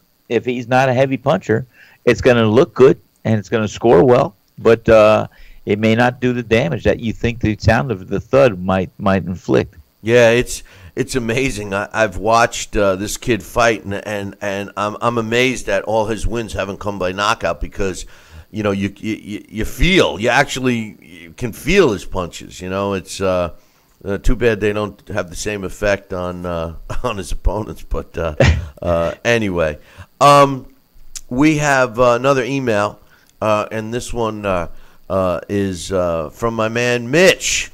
And Mitch says, hey, Billy C., the other day you mentioned Oscar De La Hoya being a slime ball or of some sort. Don't quote me on the word you used, but you are 100% correct. Yeah, I was kind of saying that he's turned into more of that stereotypical promoter, especially with some of his antics surrounding Canelo and his opinion, or at least the way he tries to convey his opinion for being that we as boxing fans should not be so outraged that Canelo Alvarez cheated. So I don't know. He says the ring belt has always been different from the sanctioning bodies, WBC, etc. He says it's been a higher standard and was recognized more than those belts. If you held a ring belt, it meant that you were the best of the best in your weight class. And it also was the, for all intent purposes, was the lineal belt, because that was actually how it all started. So, anyway, he said the ring rules say if anyone, he says that's no longer the case. The ring has sold its soul. This is something I heard the other day. The ring rules say if anyone tests positive for a banned substance, they will be dropped from the ring ratings. The panel voted, and by the way, I was once part of the ring panel for the ring belt, so I know how it works and all that stuff. He says the ring panel voted almost unanimously to strip Saul Canelo Alvarez of his ring title. After the panel votes, it goes up to the executive level guys, and guess what? They all voted to strip Alvarez too. Then it finally goes to the phantom appointee. Let's call him the Lou DiBella of Ring Magazine, which, by the way, owns Ring and its ratings, comes along and says Alvarez won't be stripped. Let me just rephrase what Mitch says here, because he's talking in parables.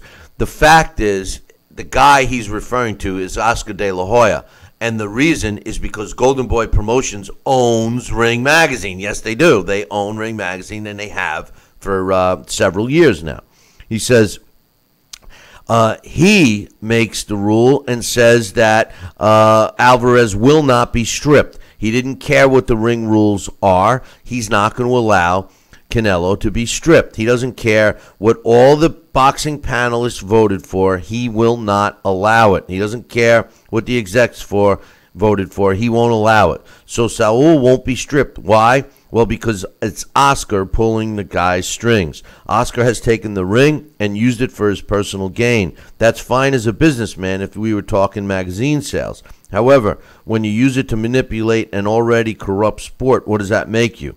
When you said Oscar has nothing else left but Saul as his moneymaker, here's another example of them bowing down to this diva. He surpassed Miguel Cotto and Andre Ward as the #1 rated diva in your Billy C rankings. Oscar and Eric Gomez are digging deeper holes in their damage control efforts since February. Then he has the nerve to threaten Triple G the other day. Yeah, that got me too. That really did.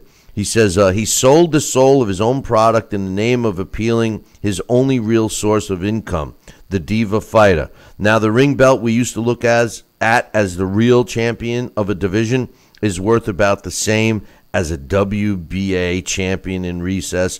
I hope Triple G knocks him out. Thanks for the email, Mitch. I agree with him. The Ring Magazine, Sal, you and I both know that, I speak for myself when I say I used to love getting the Ring Magazine. I continued to get it even after the advent of the internet, which kind of made the Ring Magazine obsolete in terms of news and rankings and everything else.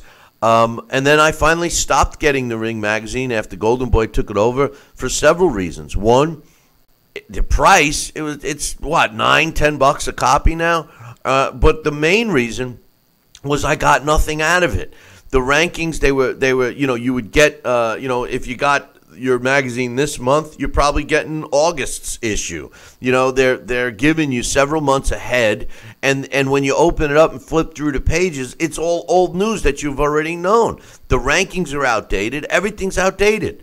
So really the people that are buying it now, in my opinion, are the collectors. And I'm not so sure that magazine's going to be worth what the old issues are. What's your thoughts on it, Sal?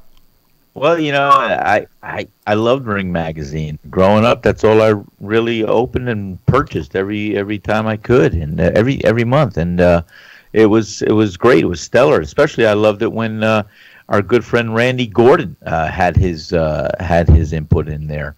I think it was a stellar magazine. But as you suggested, I think come today with the internet and everything available, and their price is still going up, and $9 an issue, and having the news maybe being already old news by the time it hits the stands, it's hard to compete, and it's hard to see, except from a standpoint of maybe being collector's edition one day.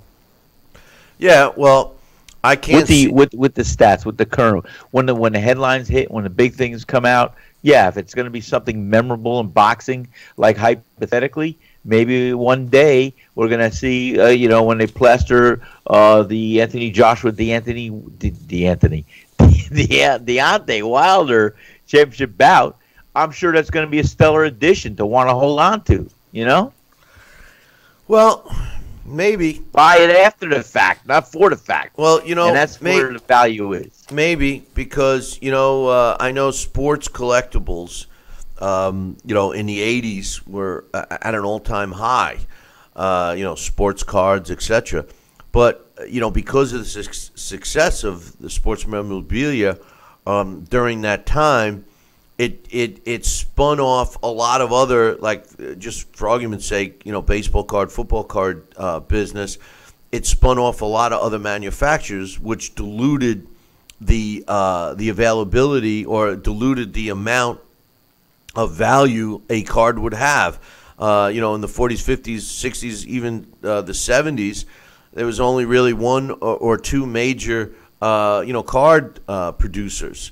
Topps and Fleer, I believe, were the two, top ones. So if you got a rookie card of so-and-so, it was worth money. Well, after the 80s, you had all these other companies that came out. Now those rookie cards, there's many, many different options. So the value went way down. And the same is with the Ring magazine. You pick up an old copy from the 30s or even the 50s, or even in the 80s. The one of the famous covers was Tommy Hearns and Marvin Hagler and Sugar Ray Leonard and those guys on the cover. The Hearns and the Hearns and the Leonard was a good one too. Wasn't Hearns Leonard the one with the was Hagler Hearns the one with the machine guns? That might have been. It sounds more like that's the one it would be. I mean, in my mind, thinking back, I see Hagler and I see Hearns in my mind. I have it. With machine gun. I have it. I have a whole collection of Ring magazines, but like I said, I stopped when Golden Boy took it over. All right, listen, we're running out of time. So I want to talk about a fight tonight, the main event. That's going to be taking place on ESPN. And don't forget, on tomorrow's show, we will be breaking down the major fights this weekend, specifically Adonis Stevenson against Badou Jack, also Gary Russell against Jojo Diaz, as well as the Lee Selby, Josh Warrington fights. We will be breaking them down and giving you our predictions. But tonight, we have a fight that's on ESPN2, and it's Romero Dono going up against Gilberto Gonzalez. This fight is being fought at the lightweight division, 135-pound max. Romero Dono weighed in at 134.6 pounds. He is 22 years old, 9 years younger than his opponent. He's ranked at number 53 in the world at lightweight. He's physically smaller than his opponent, Gonzalez. He's 5'7", which, according to my documentation, is 3 inches shorter than Gonzalez. He's fought. His record is 16 wins, 14 by knockout, and he does have one loss. He lost a unanimous decision in Russia against Mikhail Alexeyev back in 2016. Of his 17 professional fights, 3 have been fought in the United States, and those have been his last 2 were in the U.S. and then one other one. So 3 of his last 4 fights were in the U.S. And the only other time he fought outside of the Philippines was one fight in Russia, and that was his loss against Alexeyev. And we all know that when you go to Russia, don't have a plan on getting a fair shake. And maybe that was the case. I did not see this fight, so I'm just assuming. Deneau is an action-packed fighter. He's got an 82% knockout ratio. Of his 17 professional fights, Mikhail Alexeyev was a quality fighter that he fought and lost an 8-round decision to in Russia back in May of 2016.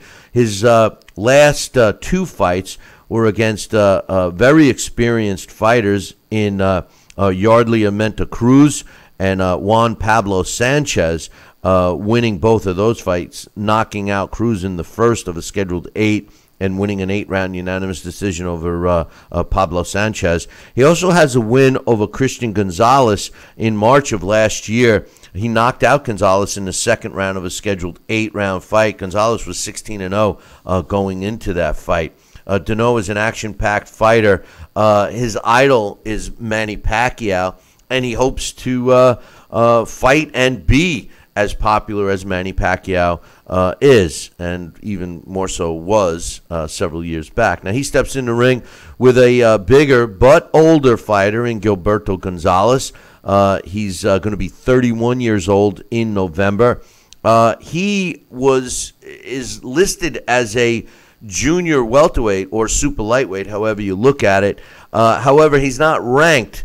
Even though because his last fight was over a year ago. I just want to backtrack for a second. I don't know if I gave you the computer ranking for Deneau. It's number 53, by the way. And Gilberto Gonzalez is not ranked in the junior welterweight division. Like I said earlier, he's 3 inches taller and does have a reach advantage. His record is 26 wins with 4 losses, 22 of his wins coming by knockout. And of his 4 losses, he only was stopped half the time, 2 times. He lost to No Bolanos and was stopped in December of 2010. And in his 11th professional fight against a 2-1-1 fighter, Yaro Mercado, he was knocked out in 2008. But since then, he has not been stopped. He did suffer 2 losses in his last fight, April of last year. Mercito Gesta won a 10-round decision in Vegas. And he also lost against Ricardo Dominguez back in 2012. When I look through his resume, I really see one, I don't want to say big name, but one fighter that I'm going to give him big-time credit for his victory, and that was Jeffrey Fontanes. He beat via a knockout in a scheduled 10-round fight. He knocked out Fontanes in the 5th back in 2014. Gonzalez is a wily fighter. I wouldn't say he's that typical Mexican style fighter, although he's clearly a Mexican fighter, and he's fought all his fights, most of them, except for the ones I had mentioned. In 27 of his fights are in Mexico. He's more of a boxer than traditionally we see out of Mexico. When I look at these two guys and I see this matchup, I see age coming into play here, and the fact that Deneau is 9 years younger, and the fact that he's smaller. In a lot of cases, a smaller guy has a disadvantage, but the style of Romero, I think, fits in to the style of Gonzalez. I'm predicting that Deneau is going to go in and make this kind of a brawl. I think he's going to get inside and try to tie up Gonzalez, not let him use his height and reach advantage. And at the end of the night, I'm picking Romero Deneau to win. Both fighters weighed in almost the same. Deneau weighed at 134.6, and Gilberto Gonzalez weighed in at 134.8. So depending upon how much each fighter rehydrates, I'm not so sure size is going to come into play here, Sal. I'm picking the young fighter, Romero Deneau, in that. What's your thoughts?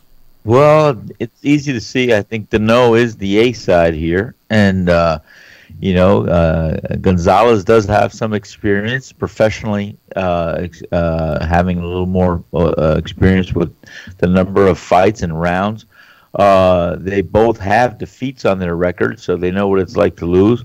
And Deneau, he aspires for greatness, and that's always commendable. Does he have what it takes to be another Manny Pacquiao? Well, would it be out of fashion if I say I don't know? But I don't know. I think he's got what it takes to summon up a good fight, and he's going to want to be impressive and fight Gilberto Gonzalez and give him a hell of a fight. And I think he, I don't know. I like Gonzalez. I've seen him fight. He is a gamer. He's a scrapper, and I think that I don't know, Bill. I something about some of these old fighters. I don't know why. I just like to see them rise to the occasion and do it one more time. So I'm gonna have to say I want to. I don't know. I don't know, but I'm gonna say Gonzalez. We're gonna see Gonzalez rise to the occasion and turn back the clock a little bit, and maybe use some of his experience to get past the no. You said something that really bothers me. Not you, but what bothers me about the sport of boxing now. And you said, yeah, he appears to be the A side. And a lot of people just make that assumption the way and it is when the first fighter is listed, that's generally the A side. And what bothers me about the way the sport has evolved is that there is an A and a B side. Back in the day, distinctly, it never used to be. No, Bill. well, in all due respect, we always go back and you look at the fighters of yesteryear in the 20s, 30s, 40s, 50s, and how active they were, but they weren't in these knockout, drag-out fights every time they went out. They were fighting, some fighters that were less than stellar. But the truth of the matter is it was never really presented like this guy's the A side, this guy's the B side. And now, odds are based on that, predictions are based on that, favorites are based on that. As a matter of fact, a lot of you younger folks might not even know this, but the champion used to be announced first. Nowadays it's they're announced second, but back in the day the champ was announced first. The challenger was announced second. So right. A lot of things have changed. But it is what it is. I'm picking Deneau, and Sal's picking Gonzalez. I think it's going to be a competitive fight. I don't think it's a layup. I think this is close to a 50-50 fight. I really do. I think the only thing that might hurt Gonzalez is being out of the ring for a year. And when you're aging, when your body starts to age, especially in this sport, activity is the most important thing. But anyway. Our trivia question for today is the same one as yesterday. I want to thank everybody that tried to get it right. We had some great answers. Unfortunately, none of them were correct. So I'm going to read the question again, and I'm not giving you a hint yet because there were so many incorrect answers. You guys are along every answer that came in, and we had about I think 8 were all in the right area. Let's just say that. Okay, so try again. We still need a winner. Here's the question: which boxer had the fewest pro bouts under his belt after having met 5 world champions? Which boxer had the fewest pro bouts under his belt after having met 5 world champions? I am going to give you a hint. He's a Hall of Famer. So if you're the first one to email me, Billy at Talkin' Boxing, that's TALKINBOXING.com, you'll win your very own copy of the Title Bout Championship computer game. I'm going to read it one more time. Which boxer had the fewest pro bouts under his belt after having met 5 world champions? He's a Hall of Famer. That's the hint. Email me if you know this answer, Billy at Talkin' Boxing. That's TALKINBOXING.com. Don't forget to tune in tomorrow. We are going to be breaking down those big fights. Hopefully, we'll get some great news. I would love nothing more than to announce that Anthony Joshua and Deontay Wilder are signed, sealed, and delivered. And I wouldn't even be unhappy if we said, hey, listen, they're signed, providing they both win their next fight. I'm even happy with that. You know, so that's my thoughts there. But in any event, I got my fingers crossed. I'm hoping that it does happen. So keep your fingers crossed. Hey, listen, I also want to thank our lone super chat today, my man Johnston, helping us pay the bills here. The rest of you slugs didn't, but hey, you know, we forgive you. We still love you, and maybe next time. But the truth of the matter is this: make sure you tune in tomorrow morning, same bat time, same bat channel. Until then, I'll leave you with this. Ciao, baby.